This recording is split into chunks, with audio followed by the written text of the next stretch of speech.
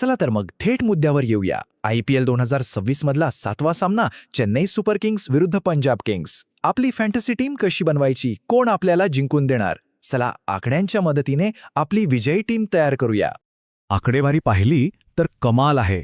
आत्तापर्यंत हे दोन्ही संघ 32 वेळा भिडलेत आणि दोघांनीही बरोबर 16-16 सामने जिंकले आहेत.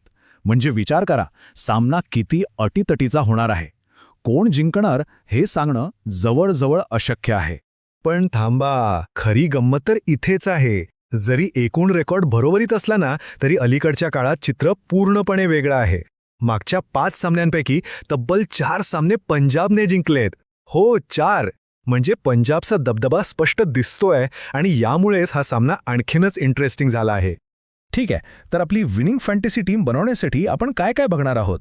आधी तर दोन्ही टीम्सचा सेटअप, मग चेपॉकची पिच कशी आहे, टीममध्ये कोण कोण खेळू शकतं, महत्त्वाचे प्लेयर बॅटल्स कोणते, आणि मग या सगळ्या माहितीच्या आधारावर आपली फायनल टीम कशी तयार करायची. चला तर सुरुवात करूया पहिल्या भागापासून. सेटअप, नशिबाचा खेळ. आणि याला नशिबाचा खेळ का म्हणतोय? कारण दोन्ही टीम्सची स्पर्धेतली सुरुवात अगदी विरुद्ध झालीये. एकीकडे चेन्नई आहे जी पहिला सामना वाईटरित्या हरलीये, तर दुसरीकडे पंजाब आहे जिने विजयाने सुरुवात केलीये. हे बघा, फरक किती मोठा आहे. चेन्नई राजस्थान विरुद्ध फक्त 127 धावांवर ऑल आऊट झाली आणि सामना हरली, तर पंजाबने गुजरातला हरवलं, तेही कूपर कॉनोलीच्या जबरदस्त नाबाद 72 धावांमुळे. चेन्नईचा नेट रन रेट तर बघा -4च्या खाली आहे, तर पंजाबकडे विजयाचं मोमेंटम आहे. ओके, आता वळूया मैदानाकडे. विभाग 2, चेपॉक पिचचं विश्लेषण. कारण शेवटी खेळपट्टी कशी आहे यावरच तर सगळं अवलंबून असतं, नाही का? आपल्या फॅन्टसी टीमसाठी हे खूप महत्त्वाचं आहे. चेपॉकची पिच ही जरा गोंधळात टाकणारी आहे. पारंपरिकरित्या आपण ऐकतो की ही स्लो आहे, स्पिनर्सना मदत करते, आणि हो, मधल्या ओव्हर्समध्ये ते खरं ठरतं.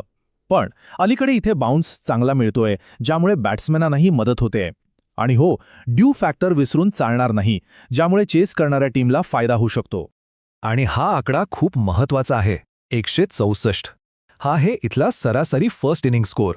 म्हणजे काय, तर हे काही बंगळुरू किंवा वानखेडेसारखं हाय स्कोरिंग ग्राउंड नाही. इथे 165-170 धावासुद्धा मॅच विनिंग ठरू शकतात. याचा अर्थ आपल्याला टीममध्ये फक्त पॉवर हिटर्स नाही, तर टिकून खेळणारे बॅट्समनही हवेत. आता ही स्लाइड बघा, खूपच इंटरेस्टिंग आहे. आपल्याला वाटतं चेपॉक म्हणजे स्पिनर्सचं राज्य, पण गेल्या 6 IPL सामन्यांची आकडेवारी बघा. वेगवान गोलंदाजांनी 43 विकेट्स घेतल्या आहेत, तर स्पिनर्सनी 38. म्हणजे फरक फारसा नाहीये. याचाच अर्थ आपल्या टीममध्ये वेगवान गोलंदाजांना दुर्लक्ष करून चालणार नाही. ठीक आहे, पुढचा भाग, टीम न्यूज आणि संभाव्य लाईनअप. आणि इथे चेन्नईसाठी एक खूप मोठी आणि वाईट बातमी आहे. चेन्नईला दुहेरी फटका बसलाय.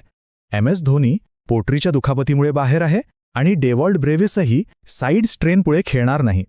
धोनीचं नसणं म्हणजे फक्त एक विकेटकीपर नाही, तर प्रचंड अनुभव आणि कॅप्टन्सी मैदानातून गायब असणार आहे. हा खूप मोठा लॉस आहे. तर मग या आहेत दोन्ही टीम्सच्या संभाव्य प्लेइंग 11. यावर एक नजर टाका. यातूनच आपल्याला आपली ड्रीम टीम बनवायची आहे. दोन्ही टीम्समध्ये काही तगडे मॅच विनर्स दिसत आहेत. आणि आता येतोय माझ्या सगळ्यात आवडत्या भागाकडे, की प्लेयर मॅचअप्स. हीच ती गेम विदिन द गेम असते, जिथे मॅच जिंकली किंवा हरली जाते. चला बघूया. सगळ्यात मोठी लढत संजू सॅमसन विरुद्ध युजवेंद्र चहल. आकडे बघा, चहलने सॅमसनला फक्त 12 डावांमध्ये तब्बल 5 वेळा आऊट केलंय. म्हणजे सॅमसनला चहलसमोर खेळताना किती त्रास होतोय हे यावरून स्पष्ट दिसतंय. आता पॉवर प्लेमधली लढाई. ऋतुराज गायकवाड विरुद्ध अर्शदीप सिंग. अर्शदीपने गायकवाडला 3 वेळा बाद केलंय, त्यामुळे चेन्नईचा कॅप्टन सुरुवातीलाच कसा खेळतो यावर बरंच काही अवलंबून असेल. ही लढत पाहण्यासारखी असेल. आणि असं नाही की अर्शदीप फक्त नवीन बॉलनेच धोकादायक आहे. चेन्नईचा पॉवर हिटर शिवम दुबे, त्यालाही अर्शदीपने फक्त 21 बॉल्समध्ये 3 वेळा आऊट केलंय. ही आकडेवारी दुबेसाठी नक्कीच धोक्याची घंटा आहे. आता पंजाबच्या कॅप्टनसाठी काय आव्हान आहे, तर श्रेयस अय्यर विरुद्ध खलील अहमद. खलीलनेही अय्यरला 25 बॉल्समध्ये 3दा बाद केलंय. म्हणजे चेन्नईकडेही अय्यरला रोखण्यासाठी एक चांगला पर्याय आहे.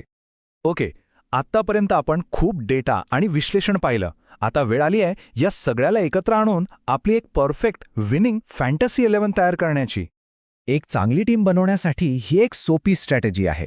स्टेप 1, आधी पक्के विकेटकीपर्स निवडा. स्टेप 2, फॉर्ममध्ये असलेले बॅट्समन आणि ऑलराऊंडर्स घ्या. स्टेप 3 विकेट घेणाऱ्या बॉलर्सना टीममध्ये ठेवा. आणि सर्वात महत्त्वाचं स्टेप 4 कॅप्टन आणि व्हाईस कॅप्टन विचारपूर्वक निवडा.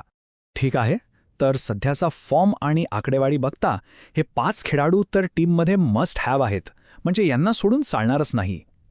प्रभसिमरन सिंग, मार्को जॅन्सन, ऋतुराज गायकवाड, युजवेंद्र चहल आणि शिवम दुबे हे आपल्या टीमचा पाया असतील.